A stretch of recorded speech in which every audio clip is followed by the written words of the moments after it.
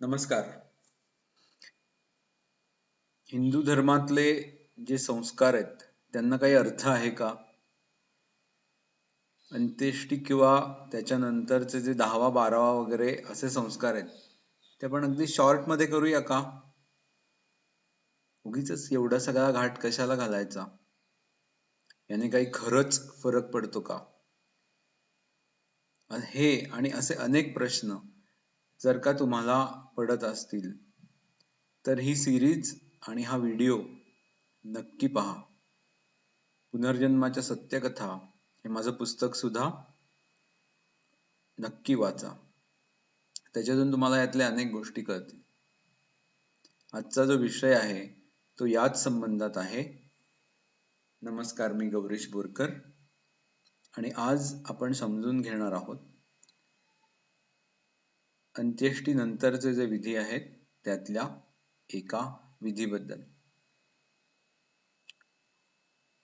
आपल्याकडे सामान्यपणे अंत्येष्टी नंतरच्या विधींना 10वा 11वा 12वा वगैरे असं म्हणतात आणि त्यामुळे त्यात नक्की काय होतं हे आपल्याला फारसं माहिती नसतं. त्यावेळी आपली मानसिक स्थिती पण एवढी काही खूप छान नसते आणि आपण जेवढे चांगले संस्कार साजरे करतो तेवढे असे काही संस्कार साजरे करावे असं आपल्याला अनेकदा वाटत नाही.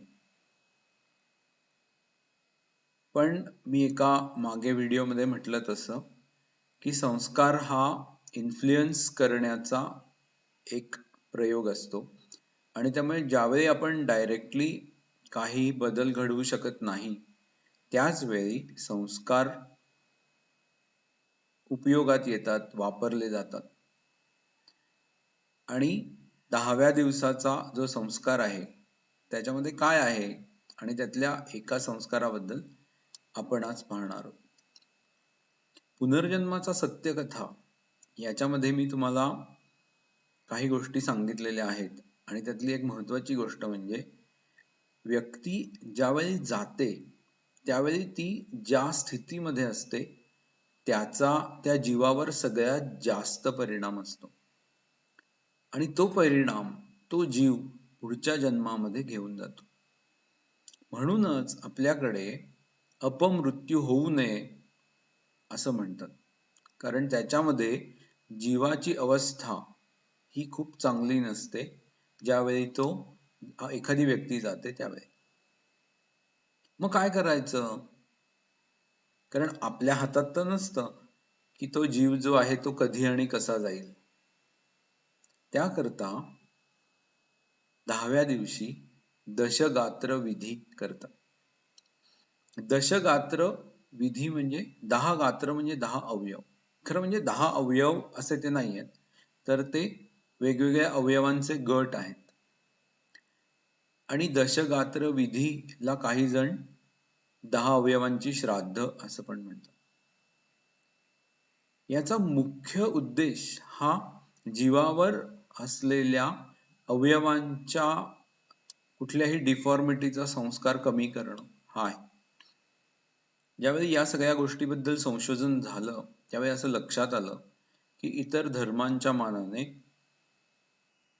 सनातन धर्मांचे किंवा ज्यांच्यावर संस्कार झालेले आहेत अशा व्यक्तींचा जो पुढच्या जन्मातल्या ज्या आठवणी असतात त्यांचा जो प्रवास असतो त्याच्यामध्ये फरक आहे आणि कदाचित त्याचं मूळ कारण हे अंत्येष्टी आणि त्याच्यानंतरचे जे संस्कार आहेत ते असावं असं मला वाटतं. आता या दशगात्र विधीमध्ये काय करतात तर शरीराचे जे वेगवेगळे अवयव आहेत त्या अवयवांची 10 वेगवेगळ्या गात्रांमध्ये विभागणी करून त्या प्रत्येक गात्रा किंवा गात्रांबद्दल श्राद्ध केलं जातं. इच्छा अशी असते की त्या जीवावरचा जर का त्या गात्रामुळे काही परिणाम असेल तर तो परिणाम कमी व्हावा. उदाहरणार्थ एखादी व्यक्ती अपघातात गेली आणि त्यावेळी तिच्या पायाला काहीतरी झालं असेल तर त्या पायाला काहीतरी झालंय हा संस्कार तो जीव घेऊन पुढच्या जन्मात जातो. तुम्ही म्हणाल मग काय होतं असं की त्या जीवाला जर असा फील असेल की आपल्या पायाला काहीतरी झालं आणि तो जर का फील खूप जास्त स्ट्रॉंग असेल तर पुढच्या जन्मामध्ये त्या जीवाला त्या देहामध्ये पायाचा काहीतरी डिफॉर्मिटी येण्याची, दोष येण्याची शक्यता असते आणि त्या दृष्टीने हा दोष येऊ नये म्हणून दशगात्र विधी केला जातो. आणि त्या उद्देशाने वेगवेगळ्या ग्रुपमध्ये शरीरातले सगळे अवयव विभागून त्यांचा दशगात्र विधीमध्ये समावेश केला जातो. आणि म्हणून ही जी श्राद्ध आहेत किंवा हा जो दशगात्र विधी आहे त्याचा मूळ उद्देश जीवावर असलेला संस्कार कमी करणं किंवा पूर्णपणे घालवणं असा असतो.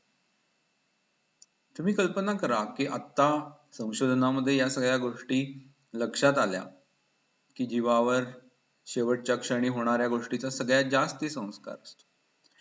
पण असं नाही की फक्त त्याच गोष्टीचा जीवावर संस्कार असतो, त्याच्या आधी झालेल्या घटनांचा सुद्धा जीवावर संस्कार असतो. तर त्यामुळे सगळ्या 10 गात्रांच्या मध्ये म्हणजे 10 ग्रुप्स मध्ये ती गात्र विभागून त्यांचा दशगात्र विधी केला जातो. कारण आपल्याला कुठे माहिती आहे की त्या जीवावर सगळ्यात जास्ती संस्कार कुठला आहे. तर त्यामुळे ज्या कुठल्या अवयवाचा किंवा ज्या कुठल्या अवयवांचे संस्कार त्या जीवावर असतील ते कमी व्हावेत आणि पुढच्या जन्मामध्ये त्या जीवाला चांगला देह मिळावा या उद्देशाने दशगात्र विधी केला जातो. आता तुम्हाला कदाचित असं वाटेल की मग या गोष्टींची विभागणी कशी केली आहे, या दशगात्र विधीमध्ये वेगवेगळे ग्रुप्स आहेत ते पाडले कसे आहेत, ते खूप इंटरेस्टिंग आणि महत्वाचं आहे आणि समजून घेण्यासारखं आहे. तुम्ही म्हणाल सरळ डोक्यापासून पायापर्यंत त्याची विभागणी केली का?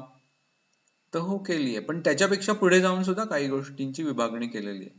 ती कशी आहे ते मी तुम्हाला थोडंसं सांगतो. पहिला जो गात्रांचा विभाग आहे त्याच्यामध्ये कपाळ, डोकं, ज्याला आपण स्कल किंवा डोक्याची हाडं म्हणतो त्या सगळ्या गोष्टी आलेल्या.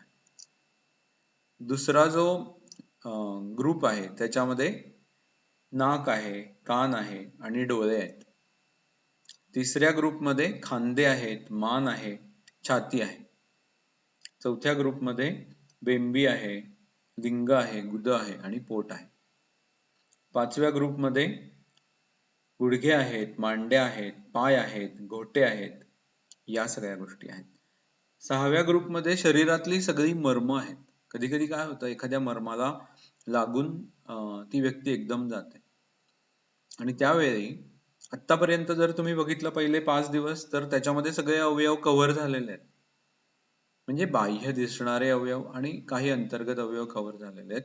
6व्या श्राद्धापासून थोडस आतल्या अवयवांवर किंवा जे सहज डायरेक्टली न दिसणारे असे काही अवयव आहेत त्यांच्याबद्दल बोललेलं आहे. त्यातलं पहिलं म्हणजे मर्म, शरीरातल्या सगळ्या मर्मांबद्दल दशगात्र विधीचं 6वं श्राद्ध केलं जातं. त्याच्यानंतर सगळ्या नाड्या, सगळ्या अस्थी आणि मज्जासंस्था असं 7वं श्राद्ध केलं जातं. सगळ्या नाड्या, सगळ्या अस्थी आणि मज्जासंस्था. कारण एखादं हाड मोडून एखाद्या व्यक्तीचा मृत्यू होऊ शकतो किंवा मेंदूला किंवा नर्वस सिस्टमला, स्पायनल कॉर्डला धक्का लागल्यामुळे होऊ शकतो. त्यामुळे ते सगळं कव्हर केलेलं आहे. 8व्या श्राद्धामध्ये दात, नख, केस आणि रोम म्हणजे केस ज्याच्यातून उगवतात ती छिद्र असं सगळं कव्हर केलेलं आहे. कारण की एखाद्याला समजा ऍक्सिडेंट झाला, दाताला काही इजा झाली, केस उपटले गेले वगैरे, याच्याकरता 8व्या श्राद्धामध्ये ते आहे. 9व्या श्राद्धामध्ये वीर्य घेतलेलं आहे, फक्त वीर्य घेतलेलं आहे आणि ते पुनरुत्पादनाकरता पुरुषांच्या बाबतीमध्ये वगैरे या गोष्टी महत्वाच्या आहेत, त्यामुळे वीर्य घेतलेलं आहे. आणि 10व्यामध्ये कधी कधी काय होतं ना की एखाद्या व्यक्तीला शोष लागतो, म्हणजे त्याला तहान लागते किंवा भूक लागते, त्याला सांगता येत नाही, एखाद्या परिस्थितीमध्ये तो असतो. कधी कधी त्यांना आपण नळी घातलेली असते आणि त्यामुळे त्यांना सारखं वाटत असतं की मला खायला दिलं जात नाही किंवा त्यांना पाणी देतो त्याची त्यांना चव घेता येत नाही, एखादा चहा वगैरे देता येत नाही, तो पण आपण नळीतून घालतो. आणि त्याकरता भूक आणि तहान याकरता 10वं श्राद्ध केलं जातं. ही सगळी जी विभागणी आहे ती वेगवेगळ्या ग्रंथात थोडी थोडी वेगळी दिलेली आहे. अगदी अशीच सगळ्या ग्रंथांमध्ये आहे असं नाही, पण साधारणपणे अशी आहे. आणि त्याचा उद्देश जो आहे तो जीवावर ज्या अवयवाचा संस्कार आहे तो संस्कार राहू नये आणि पुढच्या जन्मामध्ये त्या जीवाला चांगला जन्म प्राप्त व्हावा, कुठलाही डिफेक्ट त्याच्यामध्ये येऊ नये, कुठलाही दोष त्याच्यामध्ये राहू नये. अगदी खूप स्ट्रॉंग संस्कार नसेल तर काय होतं, तर त्याला त्या अवयवाबद्दल भीती वाटते किंवा त्या अवयवाबद्दल काहीतरी ॲबनॉर्मॅलिटी असा फील येतो आणि अशा वेगवेगळ्या गोष्टी घडतात किंवा बारीक सारीक आजार होतात. अगदी खूप समजा डिफॉर्मिटीज नसेल तर त्या अवयवाचे बारीक सारीक आजार होतात.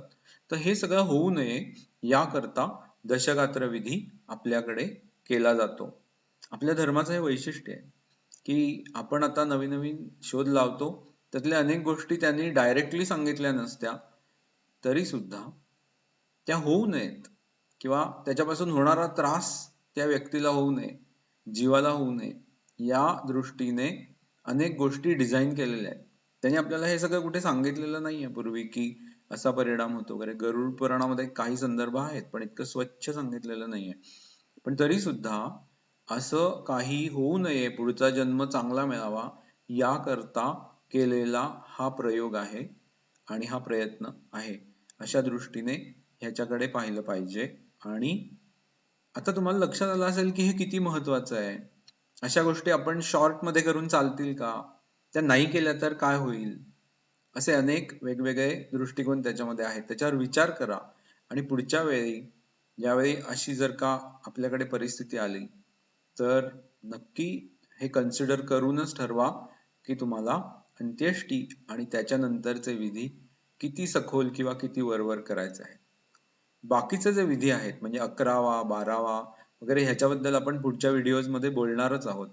पण आज दशगात्र विधीबद्दल समजून घेऊन इथेच थांबूया. नमस्कार.